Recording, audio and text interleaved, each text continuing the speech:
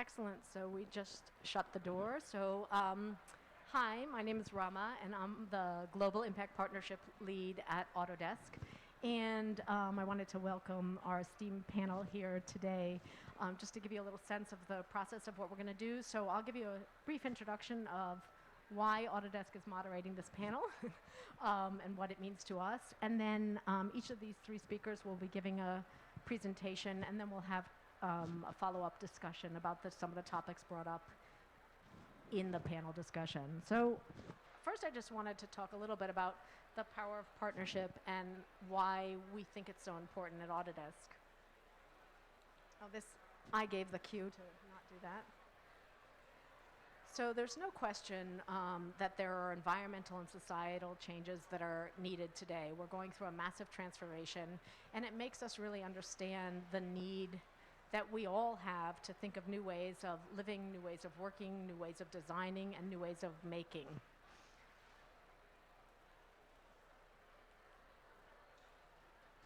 A lot of our customers we've surveyed a bunch of our customers to find out what their feelings are about sustainability, how important it is to their business. And it was amazing to us to see that 92% think that sustainability is a key driver for them, and a fully 99% of our largest customers, CEOs, said that they think that sustainability is the future of their business, is crucial to the future of their business. But one of the things we've been really noticing is the delta between that 99% who want to have sustainable practices and those. I should actually take off my mask. I realize I'm making a terrible echoey thing.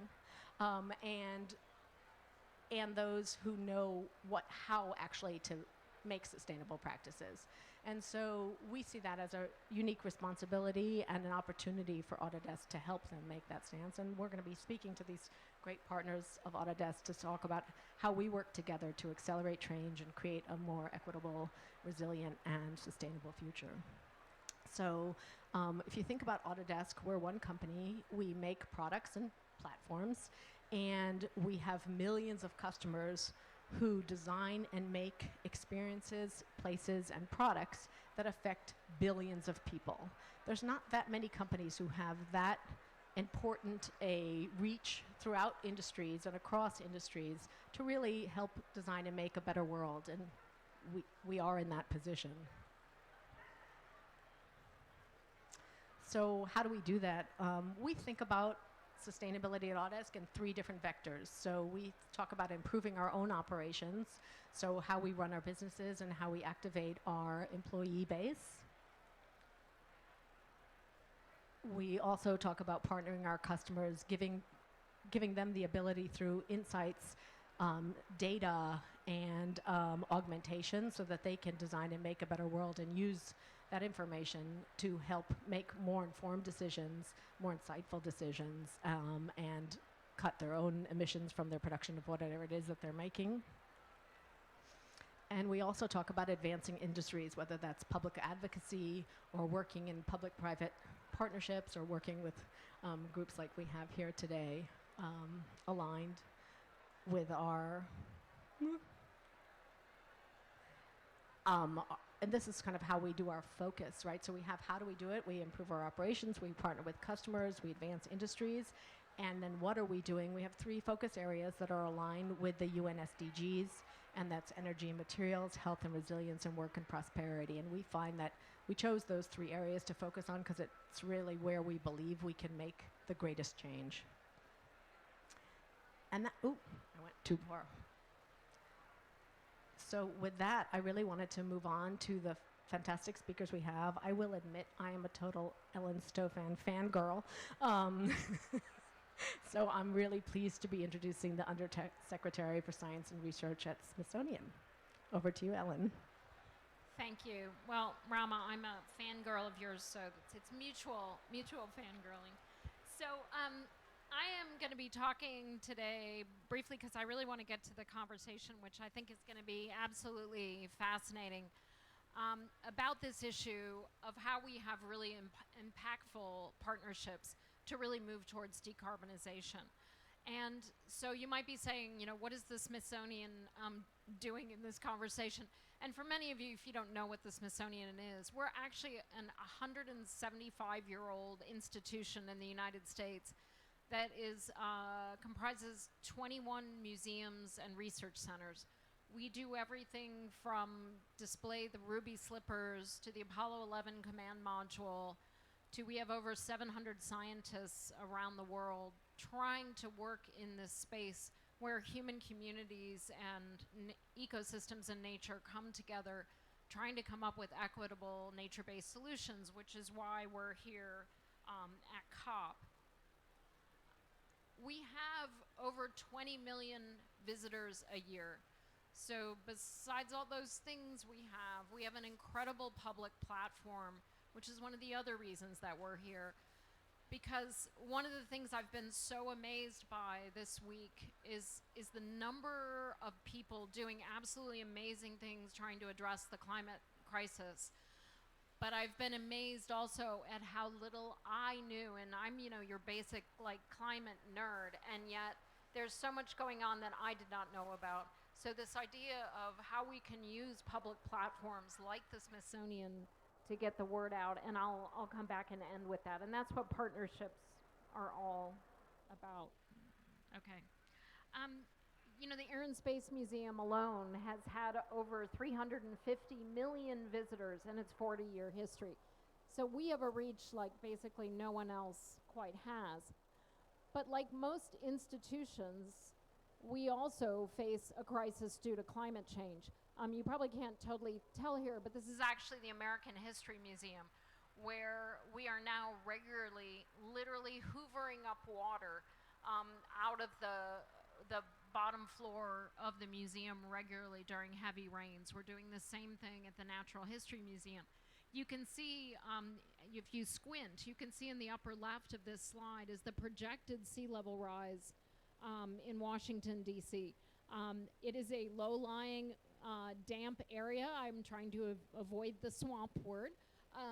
But you've got this low-lying area that has had basically centuries of building put on top of an area that is now under constant threat every time we get a heavy rain.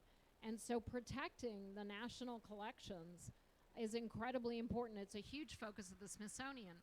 We're also challenged that we've been actually required to build 2 new museums, which we're very excited about, the American Women's History Museum and the Museum of the American Latino.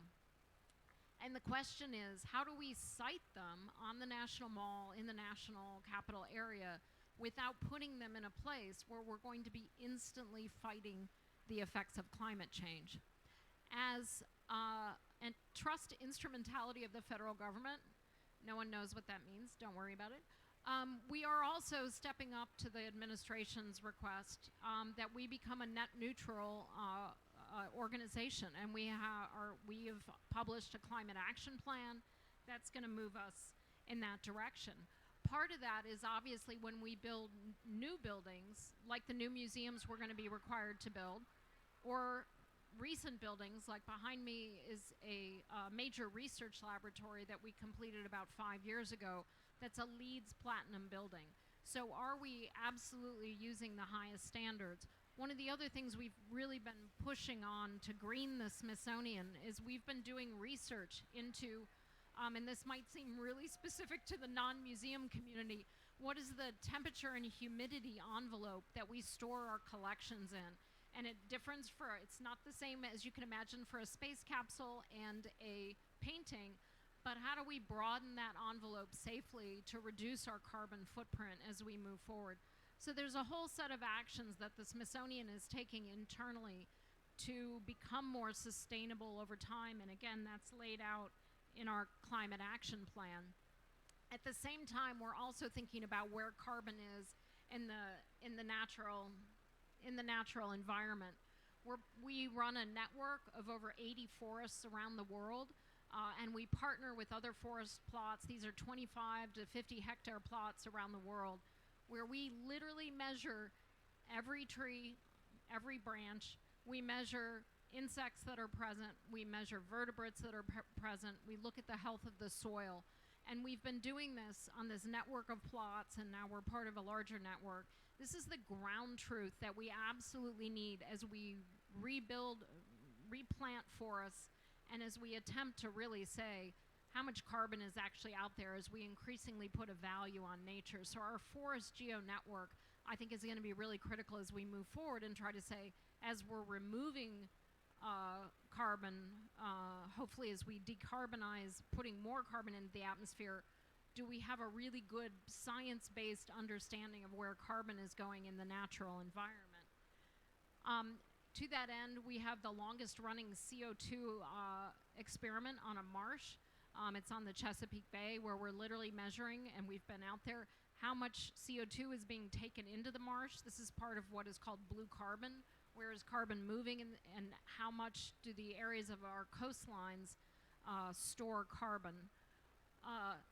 And with that, we also, through sites around the world, through another network called Marine Geo, look at things like oyster, seagrass, mangroves. Again, with this idea, how do we actually ascertain where blue carbon is being stored, how much is it being stored? So as we calculate how to decarbonize, we make sure that we're coming up with science-based solutions that are accurate. At the same time, we don't want to do everything here on the Earth, so we're also going into space. We have 2 satellites that are going to be launched in the coming year. One of them is called TEMPO. It's going to measure air pollution, which is part of the stresses that we're putting on ecosystems and humans, including the humans in them, around the world, the best measurements of air pollution that are going to be made. And we're also partnering on a satellite called MethaneSat, and probably most of you are aware that methane is a much more powerful greenhouse gas than carbon dioxide. Now, all of those things I just described are deep partnerships. Those networks I talked about have tends to, if we add them all up, well over 100 university NGO partners. The only way, and again, to me, this COP has really demonstrated, the only way we're going to come through the climate crisis is through partnerships. And they've got to be great partnerships. And frankly, we have to partner like we've never partnered before. Because it's only through cooperation, through really putting together all of our resources, that we're going to succeed. And finally, I just want to end on the point. We've been talking a lot about this week while we're here at COP, the importance of education. And we're all talking to each other, and that's really great. But as I said earlier, we've really got to talk to the public, because there's over 50% of students, when surveyed, said they didn't know climate change was happening. This is globally. They didn't know climate change was happening, and about 40-some% did not know that of the people who knew it was happening, over 40% didn't know that it was caused by humans. The gap in knowledge is still out there. We have to keep working on it, and the Smithsonian has put together some curriculum around the global goals, really trying to help kids in their local communities look at their local problems, come up with local solutions, and it's being used in 82 countries around the world. It's been translated into multiple languages. So we've really got to take all of our resources and put them towards addressing this crisis, and we're looking for more partners, especially around our curriculum development. So thank you. This was great.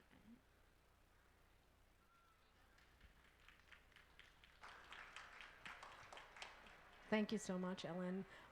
I'd like now to introduce Lisa Richmond. She's the co-author of the AIA National Climate Plan and helped build the climate action education for the AIA nationally. So also a fangirl, but I've been a follower of Ellen for longer.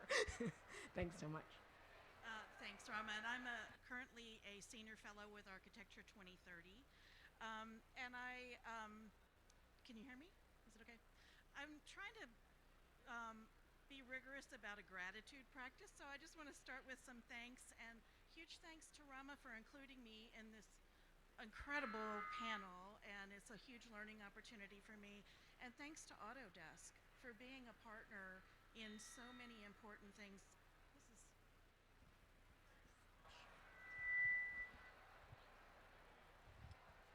Is that better?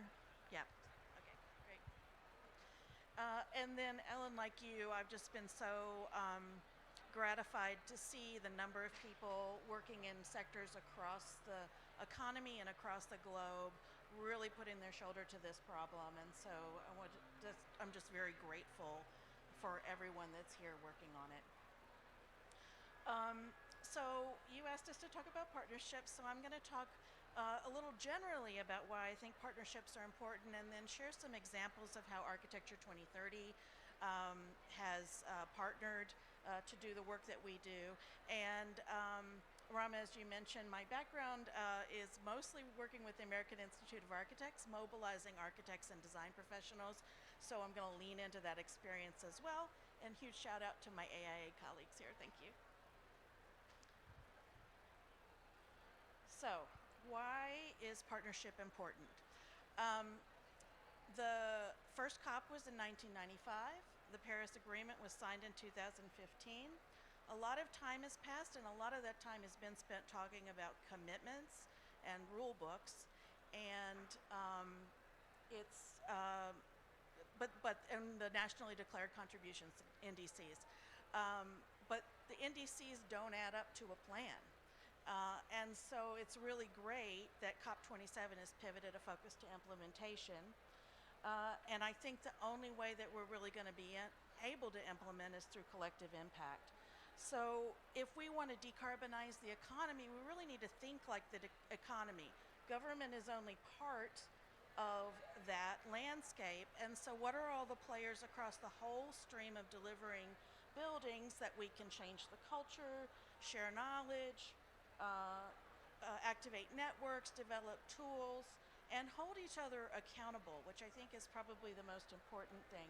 And it's going to take every player in that system from the moment the materials are created all the way to the moment a building is put into use, and after that for its full life cycle. I don't think I need to tell this crowd why it's important that we focus on buildings, but it is certainly a big leverage point when we look at the decarbonization challenge. But it's a very complex industry, and transforming it is going to require alignment of a variety of stakeholders with all kinds of different interests. So the good news that I have realized from being here for a week is that this industry is ahead of the game in the fact that we do have people in both the public and private sector, or entities in the public-private sector that have been committed to this for a long time. We do have data tools, we do have accountability tools, and that puts us, from what I'm hearing, ahead of many other industries who are just starting that process. So that's the great news. The bad news is change isn't happening quickly enough or deeply enough, and I'm sure that I'm setting you up for your sharing the Global ABC report with us. So to that end, Architecture 2030 works to rapidly decarbonize the built environment. And we focus on the upfront design decision making that is the most powerful and frankly low-cost leverage point to make a difference in the carbon impacts of buildings and cities. We're a small player in a very complex system, so partnership is part of our DNA. And we partner with industry and professional organizations, firms, NGOs, academic institutions, and government to work on 4 leverage points that'll be very familiar to you. The first is the operating carbon in new buildings, which was obviously the original focus of the organization with the 2030 challenge. Existing buildings and how do we reuse and retrofit. Embodied carbon, which we've just heard a lot about in the previous panel, and then most recently looking beyond the building at landscapes and infrastructure, and can we apply the same decision-making tools to think about decarbonization at scale. So thinking about the ways that partnership can be helpful in our industry, I'm just going to illustrate it with a few things that Architecture 2030 has done. And one of the most important things is that working together amplifies our voices and makes us more powerful in making change. So last year at COP26, Architecture 2030 spearheaded something called the Communique. It was a call to sovereign governments to up the ante of their commitments in the building sector, and also indication of demonstrating collective commitment. And we delivered that communique at COP26. It was signed by both firms working in architecture, landscape, engineering, and construction, as well as a lot of nonprofit and professional organizations, and ended with a presentation at COP26 by American Institute of Architects, Royal Institute of British Architects, the International Federation of Landscape Architects, etc.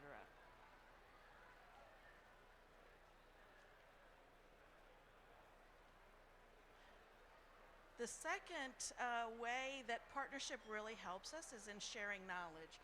And again, just kudos to our industry, because my impression is folks in the building industry are more willing to share information with each other maybe than in some other places. There are certainly some liability issues, but sharing is part of the culture.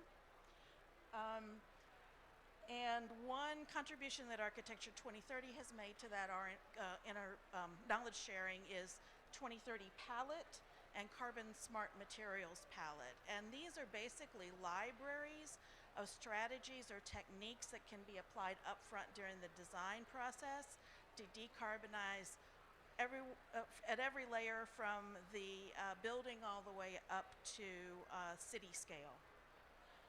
And this is a resource it's crowdsourced and it's freely available.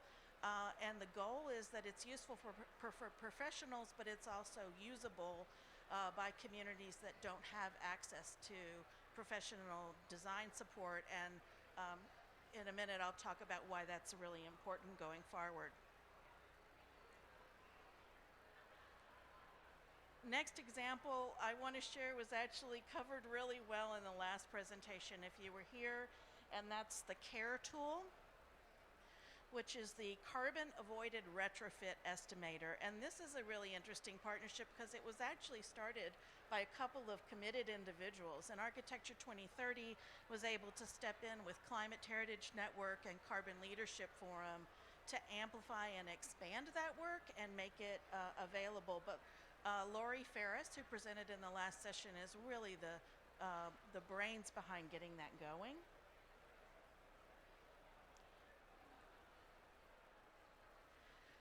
I mentioned that we're starting to look beyond the building and looking at landscapes and infrastructure. So now Architecture 2030 is looking to a whole new cast of collaborators.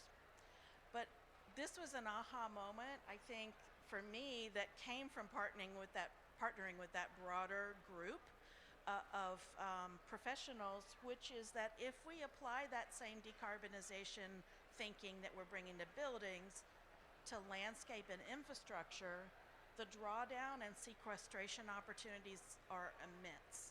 So this is another example of a time when an individual, in this case, Pamela Conrad, who's also a senior fellow at Architecture 2030, started working on an estimator tool to help people working at that scale understand the carbon benefits of the decisions that they were making and the carbon payback period in different kinds of scenarios. And so that's an effort that Architecture 2030 is going to be putting a lot of effort into over the next year to make that tool functional and readily available. And then the final partnership landscape that I'll mention is, as has been referenced many times today and is noted on the walls in this room, Architecture 2030's home has always been North America and Europe. And those are mature markets, and that's not where building is mainly going to be happening in the next 3 decades. And the amount of construction that's going to be necessary, 1, to close human development gaps, 2, to meet growing population needs, and 3, to deal with the resilience challenges of a changing climate, is extraordinary. It's a tremendous amount of construction, and it's really important that we balance the ecological and human needs with the need to stay within our carbon budget. And so that's the piece of it that Architecture 2030 is going to focus on. But we are in learning mode. So here at this COP, we've invited practitioners working in Africa, Asia, and the Middle East to join us in a conversation about what the design challenges are in their environments, what ideas they're bringing to the table, and how can those markets leapfrog the mistakes that we have made in North America and Europe and really rethink the construction process so that we can balance all of those needs. And that's all I have. I'm going to skip my last slide.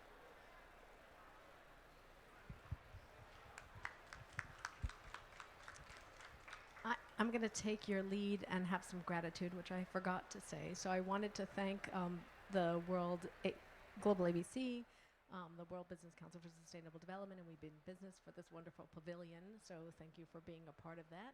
And it works as a perfect segue to Roland Hunzinger, who, through the WBCSD, is instrumental in bringing together the movers and shakers in different industries. He's specific to the built environment so that they're focused on action. So I think, Ellen, you spoke about people, a lot of talking. There's been a lot of talking, and we're now at the implementation COP, and it's time to start with action. So it's one of the things I like most about the WBCSD. Well, thank you so much. If you don't mind, I'll stand over here so I can actually see what I'm presenting. Thank you to the sponsors of this Buildings Pavilion. It's also thanks to you that we can actually have it. It's quite a feat to put this up. It's the first time we have a Buildings Pavilion on its own. In Glasgow, we had a merged business and buildings pavilion, and now we have this, which is great. We're talking about the power of partnerships, and I do think the Global Alliance for Buildings is really that example, how at the global level we've been able to convene, no matter which country you are in, all people involved in built environment, and we start seeing that it pays off. It was created at COP27 in Paris under the leadership of the French government, and since then it has grown to what it is today. So first of all, I'm Roland with the WBCSD, World Business Council for Sustainable Development. We're a global CEO-led organization with about 220 member companies. Autodesk is a very, very active member in our membership. But I'm also here because I'm co-chair of the steering committee of the Global ABC.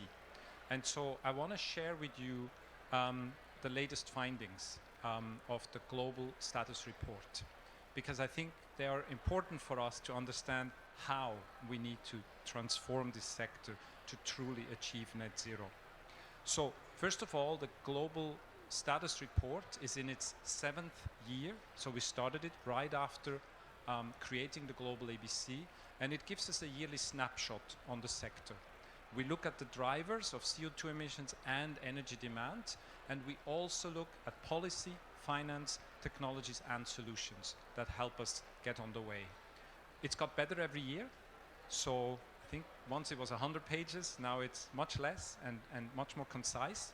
And you can see here the folks who have really put in their time, BPIE, UCL, and obviously IEA providing a lot of the underlying data that is used. And then input from all members. So really, Global ABC, a truly collaborative platform embodied by this report. This year, what is new? Looking at the disruptions and challenges that we're facing, especially with the current global crisis. We started a couple of years ago the Buildings Climate Tracker. It is a sophisticated assessment, are we on track or not? I'll let you read about it in more detail. And then it also looks what is new in terms of building codes, nationally determined contributions every year. And once a year also a deep dive on different topics. So obviously the COP being in Africa, we have a focus on Africa, and also for the first time a focus on building materials. So the key message, it's also there behind Rama. It's all over this pavilion. It's not a good message because in 2021 emissions increased again after having dipped due to the pandemic, and that shows us that no structural change has happened. So we're 2% 2% above the peak, the last peak of 2019. So 10 gigatons is the total amount of carbon emitted by the built environment every year. To understand what's exactly happening, this graph is quite interesting. I wonder if this is a pointer. Yeah, but it doesn't show. No, it's fine. You can see the left three graphs are probably the most interesting. Emission intensity in the use phase has dropped 7% in the last 6 years. Energy intensity, so kilowatt hours in the use phase, has reduced less.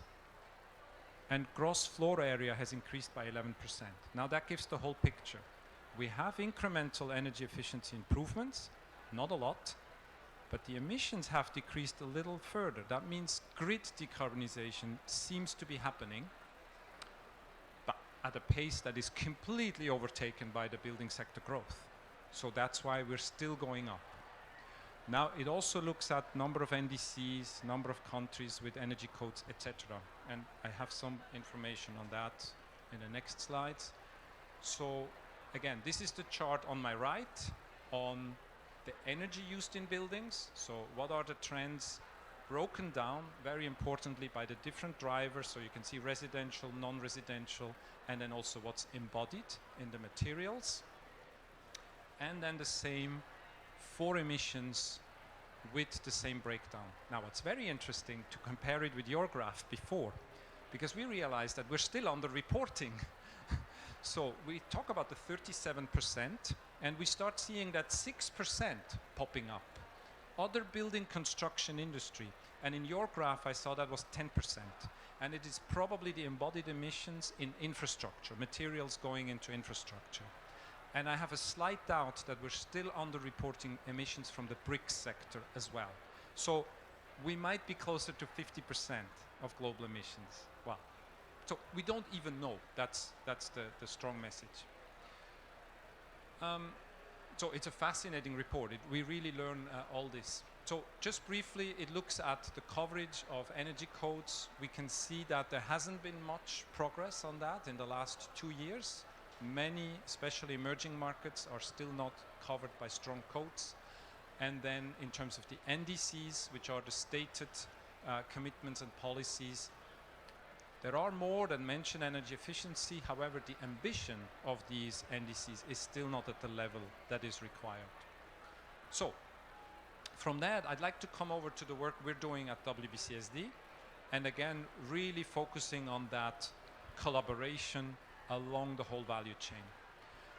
We need to focus on all emissions at once, because there are trade-offs between embodied carbon emissions, operational emissions, and what happens at the end of life. And so it might get switched off in 1 minute, so let's just keep going. So the message here is that a lot of people tell us that they are measuring all emissions, but we realize that actually not. We're all still focusing on only parts. We did this work last year with Arup, who helped us collect 6 case studies, whole life carbon case studies. They thought in 2 months they have all the numbers. It took them 9 months. They didn't get any data out of the US, I'm sorry, from all their projects. They did it with European projects, London and a few, I think, Netherlands or Denmark. That's all they got. But it really helped us understand, where do the emissions sit? What about all the upfront carbon emissions? What about the in-use embodied carbon emissions? They can be up to 20% of the total life cycle footprint. The sample was a bit skewed to commercial office buildings, so it could be different for residential, but still the message is very clear. We have to look at all emissions, and only then do we understand how we reach net zero over time in the bottom right corner. So I believe that this work has brought knowledge, it has helped us better understand, and now we're working on, well, do we all do it the same way? Because where we need to get to, and we start seeing it in some countries in Europe, is starting to have benchmarks that align us with a Paris-compatible trajectory. So Denmark has come out with the first country with clear whole life carbon benchmarks, France as well, but we still see that they're not difficult to compare them. So at the moment there is a lot of partners, and we're part of that, looking now at how do we standardize that so that we're really starting to compare apples with apples. And the next thing that's happening, I don't want to overuse the same example, but again, Arup as a company this year have doubled down on their commitment to do whole life carbon on all their projects, and they have collected data from 1,000 projects. So they have started their own database, but they want to work with others in the industry to create a common framework. I don't believe we'll ever have one common database. We shouldn't have that, but a framework that clearly we do it the same way. So we see a lot of movement right now on that, and this is fundamental that we do this work. And then again, there are so many pressure points in the value chain. So yes, a designer can design out carbon and cost, but then maybe the contractor has again an issue, or the developer says, no, I'm not paying for that. So we also need to now overcome all those issues in the value chain so that we truly work together on reducing carbon. So it's that common language, it's that common vision, and then starting to identify those benchmarks we have to work towards. And that's what the Global Alliance stands for. We can bring together governments, finance, business, and other stakeholders to do this at a global level, and then help everyone bring that back to their own country. So that's my last slide. This was the report we did last year. We weren't in time with our new report for COP, so we'll publish it just afterwards, where we measured these whole life carbon emissions. And in the next phase, we're looking at upfront emissions. So how low can we go? Because we see that if we do improved design choices and a really systematic approach, we can actually strip out a lot of the embodied carbon. And we believe that we can absolutely halve emissions already today and hit that 2030 milestone already today if we really focus.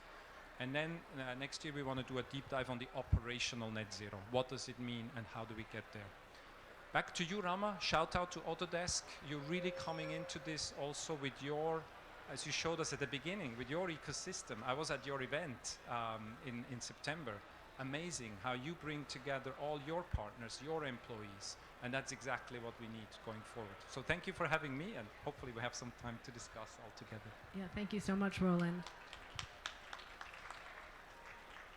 I'm going to start with you, Ellen, because you said something. I loved your collaboration message and the kind of the idea that we need to come to radical collaboration, because, you know, as we put together this panel, Autodesk collaborates with each of you, but creating that ecosystem where we're all collaborating with each other, because it's the only way to accelerate the digital transformation. And so when you were talking about all the data that you're collecting around the world at your different research centers, what is the Smithsonian hoping happens with that data? How do you get that data out into the world? You know, that's what a huge part of our focus here. And I will say, gratitude time. Autodesk has been an amazing partner for the Smithsonian, because one of the things we've had a hard time doing, and we don't have the expertise on, is how do you take complex data sets and explain them to the public, get them to be visualized to the public in a way that they can understand. And I know just at the Air and Space Museum, our partnership with Autodesk is really helping educate the public every day. The millions of people walk through there. So thank you so much. We love the partnership. One of the things we've realized, you know, historically, you know, we have this long history. We gathered scientific data for scientists so that we could understand the natural world, quantify the natural world. That's an incredible record that we have. If it wasn't for the climate crisis, we would just keep doing what we're doing, right? But all of a sudden, it's this intersection of how do you take scientific data and say, what do policymakers need? What do communities need? What do people who are putting together carbon markets, how can scientific data help de-risk those? So all of a sudden, it's taking our data and kind of looking at it from a completely different angle. Now, the good thing is we have 175 years worth of data. The hard thing is we need to now really double down on collaborations and partnership, because I'm not going to develop a carbon market. On the other hand, I know how much carbon is in a forest to a level that I think needs to be known. I know how to regrow a tropical rainforest so that if somebody says they're giving you carbon credits, I know the trees aren't going to die in 2 years. And so that's the kind of pivot we're trying to make. And that's why we're here talking about partnerships. We can't do this on our own. We need partners. Thank you so much. And I guess I don't mean to be doing this so sequentially, but it's how it came in. You were talking about kind of the design decisions that people make, and I think I'm getting this statistic right. In manufacturing, 80% of the carbon emissions of a product are determined in the design phase. So when you think about that in buildings as well, it's like if you make those decisions earlier on in design, you affect not just your operational carbon, but the embodied carbon, and you can start really making a difference for how the building operates for the long term, which actually speaks to your column at the end of sort of we are making small strides, but not the great ones. So you talked about palette, and I felt like you did a call out, but I'd like you to be more specific. How do people contribute? You said it's an open source available for people to look at materials. How do people contribute to palette? To put you on the spot.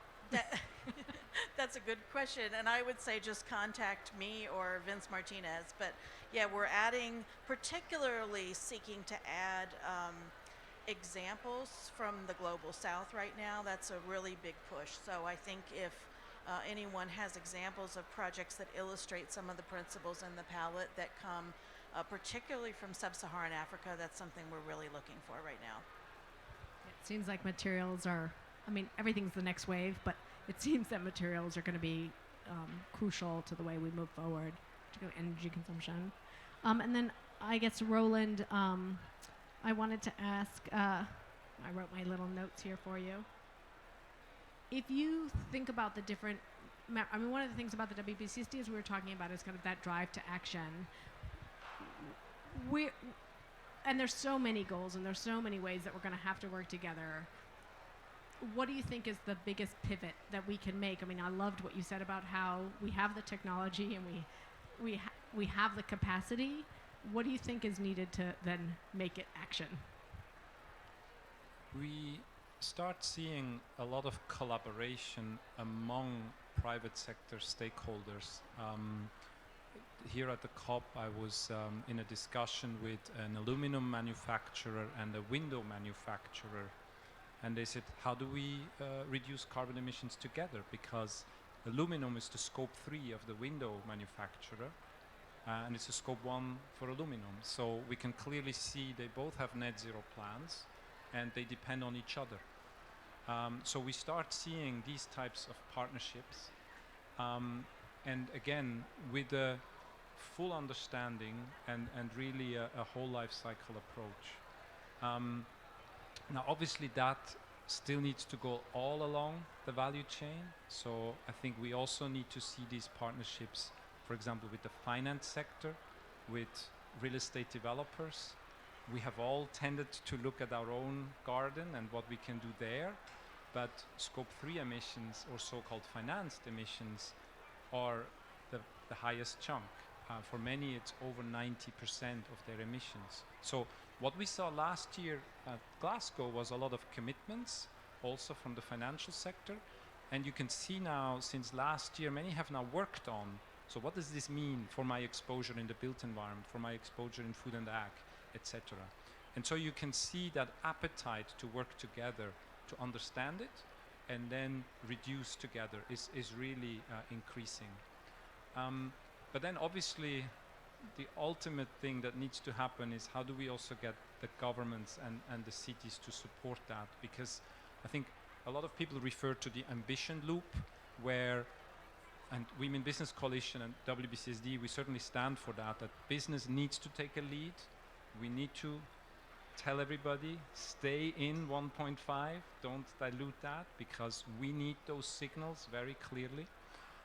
So that we can inspire governments and give confidence that we can deliver it.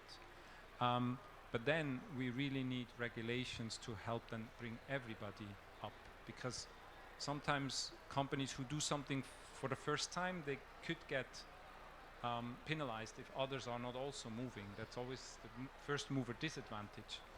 So again, I think we see a lot of examples. We see the FMC, First Movers Coalition, that have made commitments on concrete, on steel. You're part of it as well, I think. We just signed that. You just signed it, exactly.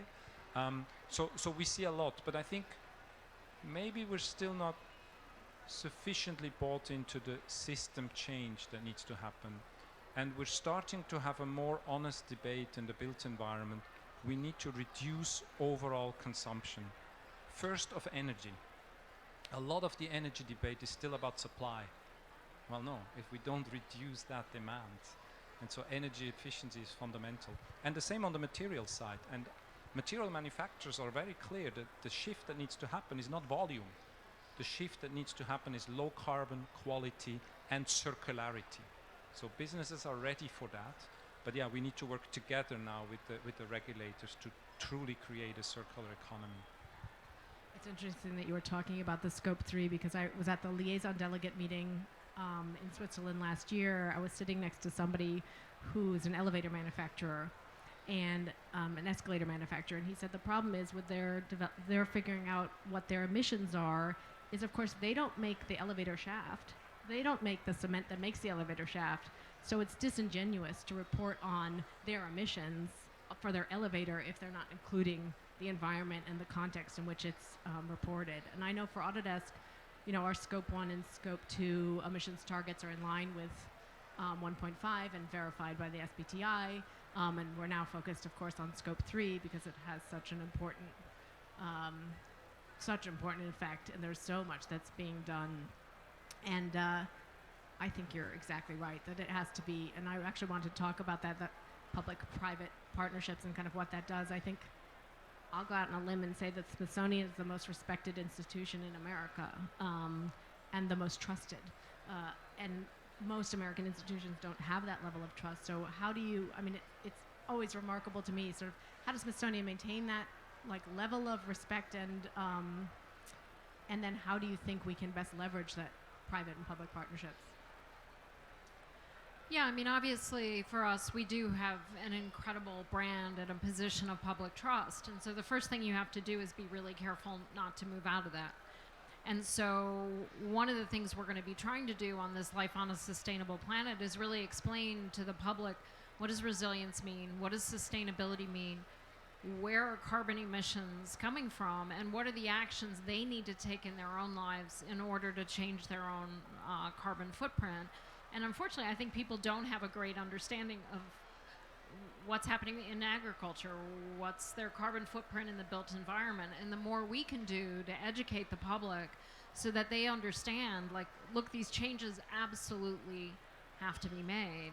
And the other thing that we can help them also understand is, frankly, there's a cost to nature that is not being incorporated and has never been incorporated.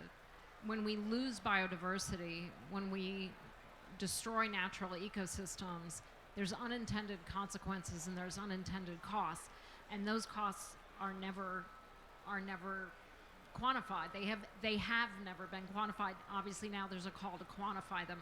So how do we make sure we can provide the best science as we move forward to try to say verifiably, this is what you're losing when you lose biodiversity, when you lose ecosystems. So I think using that public trust, educating the public, is one of the key things that institutions like the Smithsonian absolutely have to be doing so that we can be a force multiplier to what's going on out in industry. There's a booth over here at COP27 that's just over here in the Buildings Pavilion about ecocide and getting that as a defined term of, you know, the killing of the earth. And I think that people aren't thinking enough holistically about what it means. You know, oh, so when I drive and there's not that many insects on my windshield, what does that mean? Absolutely, but one of the things we also know from research is you have to give people optimism. You have to show them there are solutions, and that's why it's so important on my mind. How do I find all of these great solutions that are going on out there and tell the public about them? Because if we lose that optimism, especially with youth, we lose action, and that's absolutely what we can't afford to do.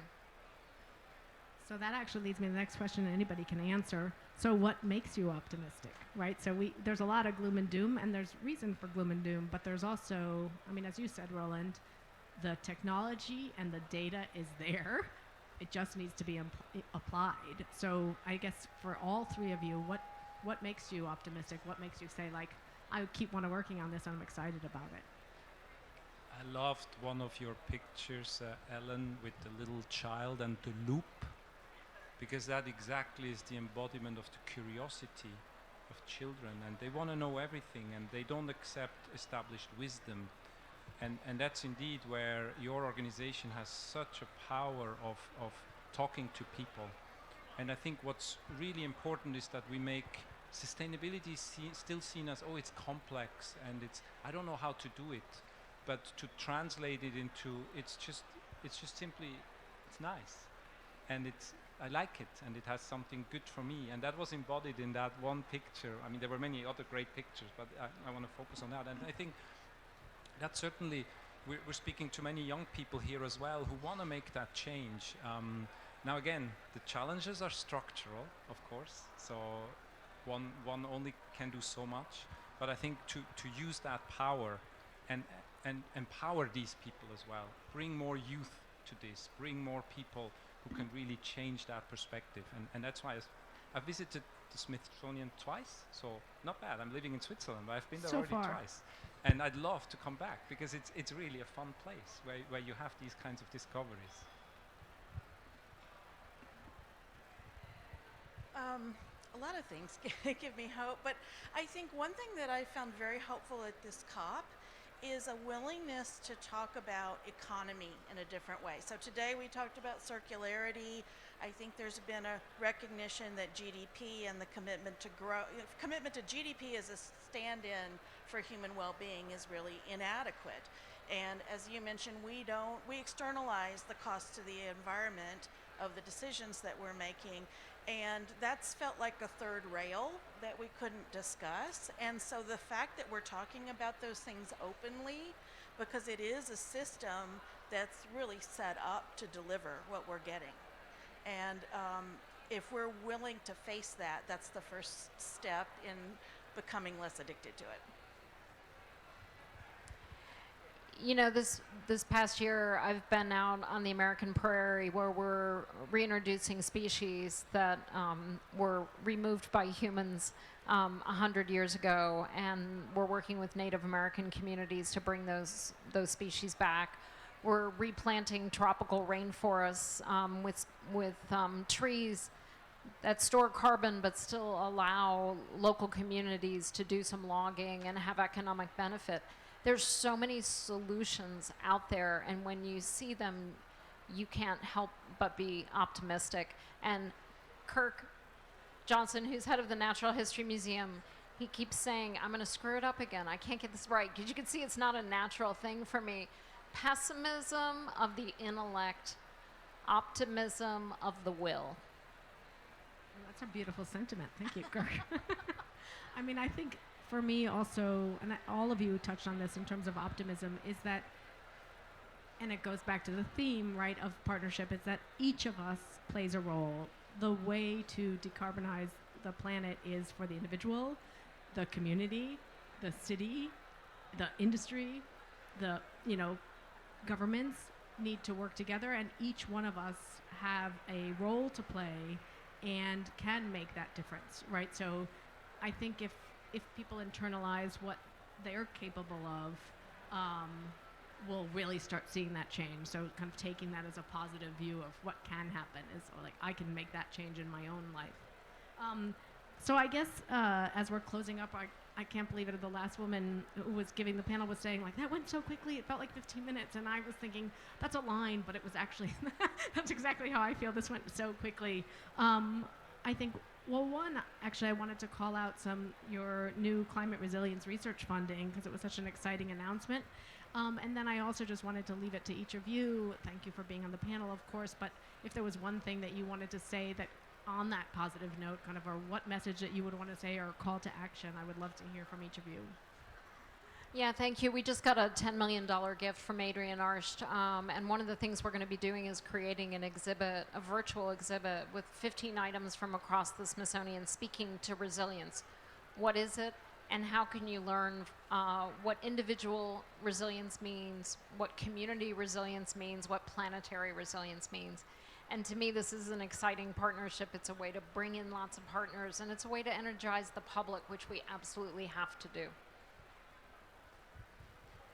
I guess my parting word would be we know what to do. It's not a mystery. So the problems are systemic. They're with human behavior and political decision making and investment choices. And so thinking about the whole thing as a system from top to bottom and bringing in all of those players, I think is a really exciting next step. Yeah, thank you. Building on that, it's really the dynamic we see also here at the COP. And again, I mentioned at the beginning the fact that we have a buildings pavilion. Speaking of a sector that is 40% of global greenhouse gas emissions, and really seeing that momentum. We know that the challenges are big, still going up, but really that focus we start seeing from everyone. So let me try to say that by next year we see at least a flat curve and then starting to see it go down because of the work that everybody is coming here to represent and following up of all the announcements they've made last year, again this year, and also next year. So the intellect is often stronger than will, I have to say. So I don't want to paint things in a rosy way, but yeah, we have to bring that will back and take over. I saw recently somebody said, 1.5 is not a target, right? It's a limit. And I think that that's a really important line that we all need to remember, because otherwise you're like, oh, I need to hit that. And like the hope is that we actually do not hit that, and we certainly don't exceed it. So anyway, I really wanted to thank all three of you, fantastic partners to Autodesk, and the way that we're able to activate on our technology is through other organizations who are using the technology, who are doing incredible work, and each one of you in your own roles and together in the organizations you're a part of have been instrumental in having that effect on creating a more equitable, sustainable, and resilient world. So thank you all.